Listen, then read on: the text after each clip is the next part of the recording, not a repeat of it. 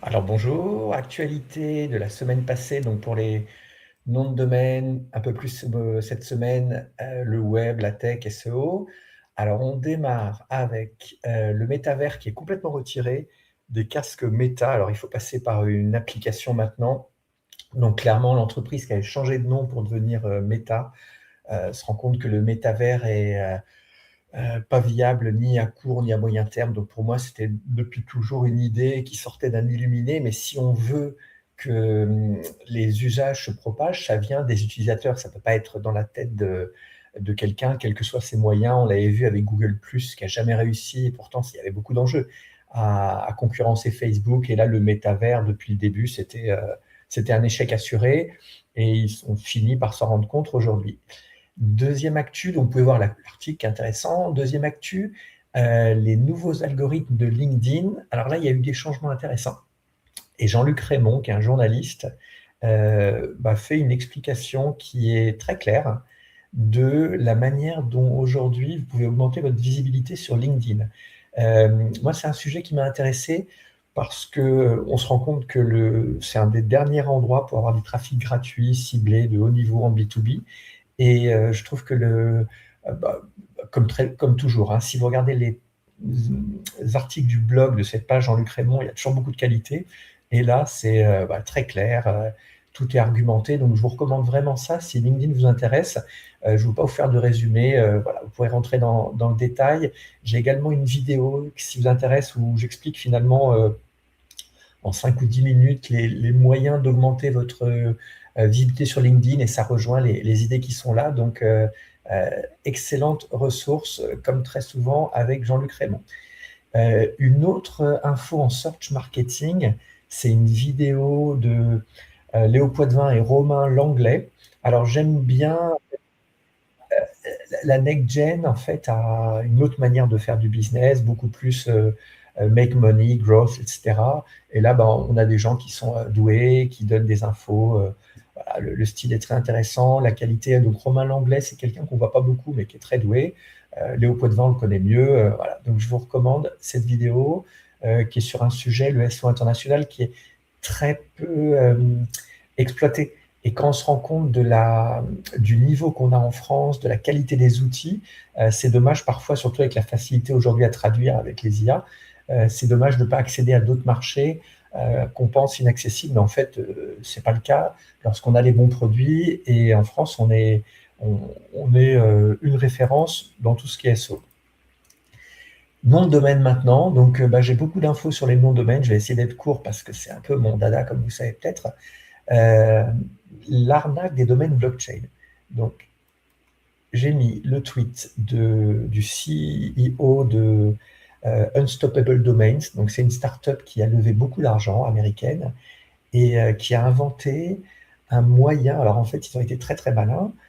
Ils ont proposé à ce que vous ayez votre nom de domaine, mais dans une racine alternative. Ce n'est pas la racine de l'ICANN, c'est un autre univers qui est dans le Web3, qui vous permet de payer en crypto, qui vous permet de, comment dire, de faire des... Alors, qu'est-ce qu'il y a par le paiement? En fait, c'était tellement, comment dire, storytellé. Finalement, il n'y a pas grand-chose. Et tout l'environnement qu'ils ont créé dans le Web3 n'a aucun usage. C'est juste du marketing très agressif, très souvent mensonger. On avait même un moment, vous pouviez avoir google.com, par exemple. Alors, dans une autre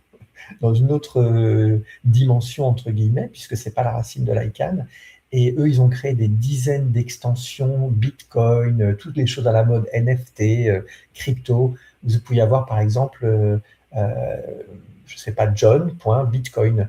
Et ils ont vendu ça pendant des années, alors qu'il n'y a aucun usage et que c'est vraiment, comment dire, du marketing de rêve pour exploiter la crédulité des newbies, en sachant que je pense 90% des enregistrements, c'était des marques où les gens se disaient, tiens, je vais prendre Renault.crypto et un jour, ils seront obligés de me le racheter, d'autant qu'il n'y a pas de moyens légaux de pouvoir le récupérer. Alors, on a beaucoup de la confidentialité importante dans les cryptos et il n'y a pas vraiment d'usage, pas vraiment d'existence de ces outils. Donc, il n'y a pas de procédure pour les récupérer. Donc, les gens se disaient, je suis tranquille et s'ils le veulent, ils seront obligés de me le payer sur les plateformes. Bon, bref, ça a fait pendant des années, depuis on va dire 5 ans, tout un univers parallèle sans aucun intérêt, avec uniquement des mauvaises pratiques. Et aujourd'hui, ces grands malins nous expliquent, eh ben, en fait, on s'est rendu compte que c'était pas une bonne idée et on va sur les nouvelles extensions. Et là, pour le coup, ils ont raison, hein.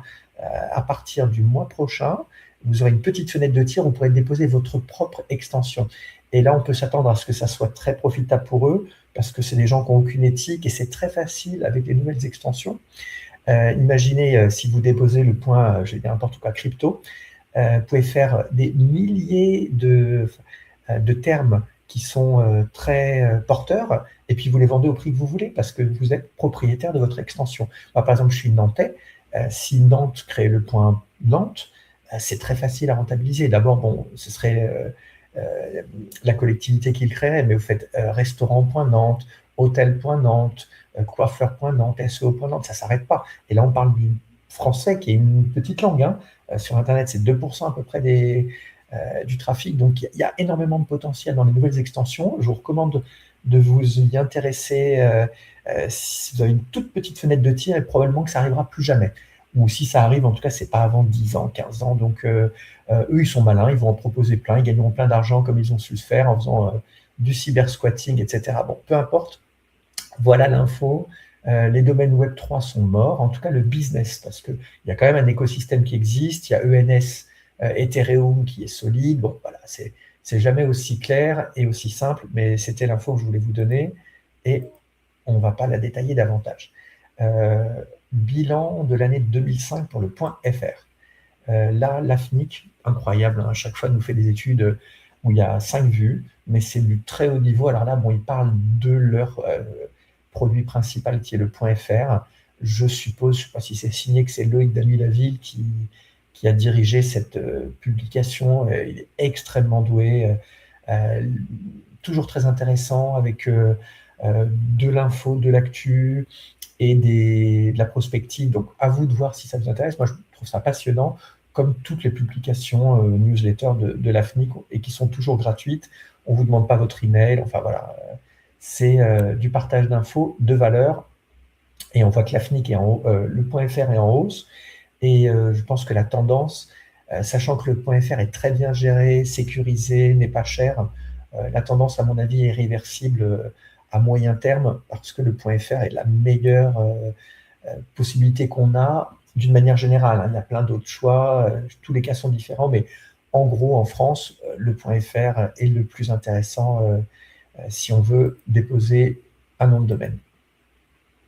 Alors, actu incroyable, hein, en UDRP, L'Oréal gagne une procédure pour 705 noms de domaine. Alors, si vous ne savez pas ce que c'est que l'UDRP, si vous avez un problème de cybersquatting, quelqu'un utilise votre marque ou vous cause du tort avec un nom proche du vôtre, etc., bah, vous pouvez faire une procédure. Et d'ailleurs, c'est là qu'on voit, on a parlé du point .fr juste avant, le point .fr a une solution qui est différente, qui est très économique, qui est très efficace, et qui n'existe pas au niveau mondial. Au niveau mondial, vous avez juste vos yeux pour pleurer. Ça coûte horriblement cher.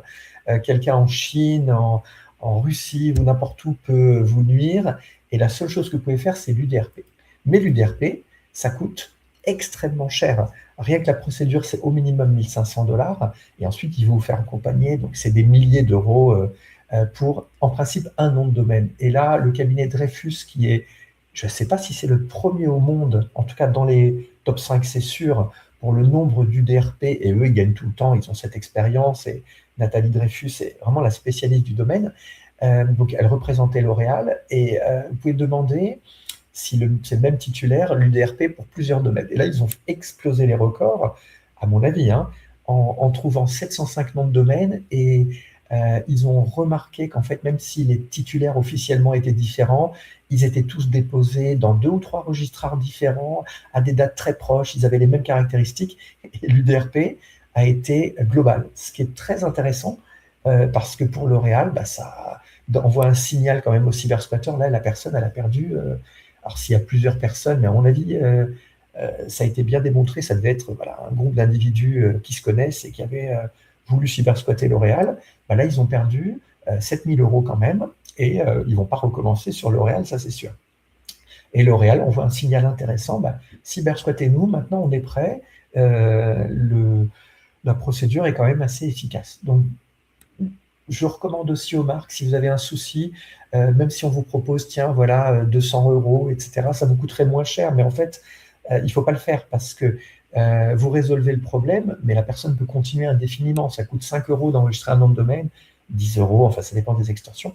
Et si vous acceptez de transiger avec le droit des marques, eh bien, vous envoyez des signaux et on ne vous lâchera pas. Donc, malheureusement, en .fr, c'est quand même beaucoup plus efficace, mais pour le .com et les autres extensions, l'UDRP, avec l'accompagnement de gens dont c'est le métier, est la solution, à mon avis, à privilégier.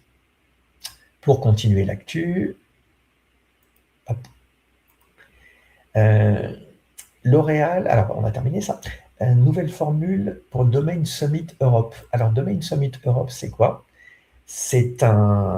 Alors c'est intéressant parce que nous on organise un événement sur les noms de domaine en France et on se rend compte de la difficulté de faire venir les gens, etc., de trouver des sponsors. Et là on a quelqu'un d'incroyable qui est tout seul en plus, mon équipe, et qui fait vraiment des efforts incroyables, qui a créé un événement à Londres avec énormément de moyens. Il a perdu beaucoup d'argent, mais en fait, il investit.